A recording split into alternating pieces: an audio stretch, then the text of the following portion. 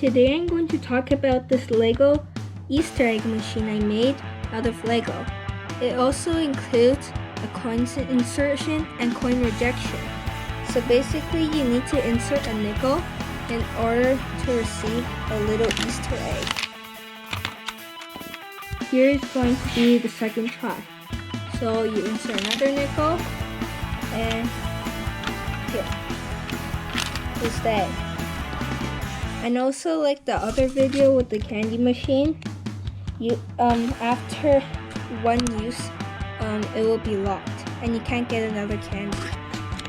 So basically, right now, if I were to try to insert a dime, it will reject it, as you can see over here. So here's the second try. If I put a dime, it won't work, as you can see here.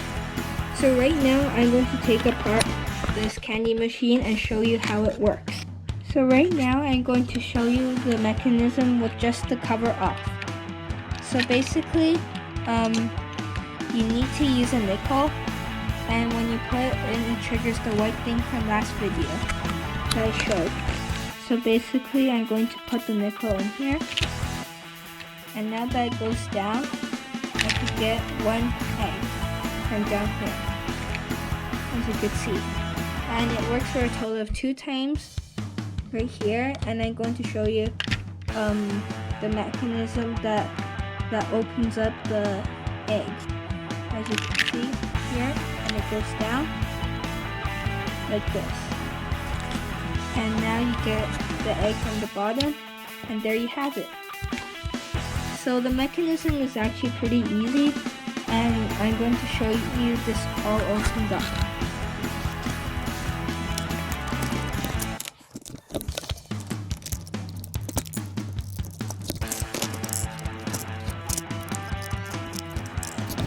So basically here's the mechanism, and if I put an egg over here, as you can see, it won't fall down. But then if I put a nickel, which I am going to get over here, you can see that, like in our last video with the candy machine, it rolls down over here, it clicks this little white piece over here, and then after it can slide down, and it locks itself again. And this time it includes a coin rejection thing, and right now I'm going to show you how this works. So basically over here, there is a tiny gap over here and here. And when you insert a nickel, it goes down and through here, and it triggers the white thing. But then if you use a dime, it doesn't work. As you can see over here, it rolls down here, and because of the gap, it goes down through here and down here, as you can see. So this is how the coin rejection mechanism works.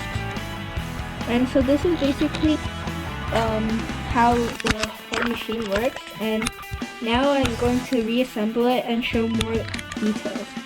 And right now, with all of this assembled, I'm going to show you some of the little details.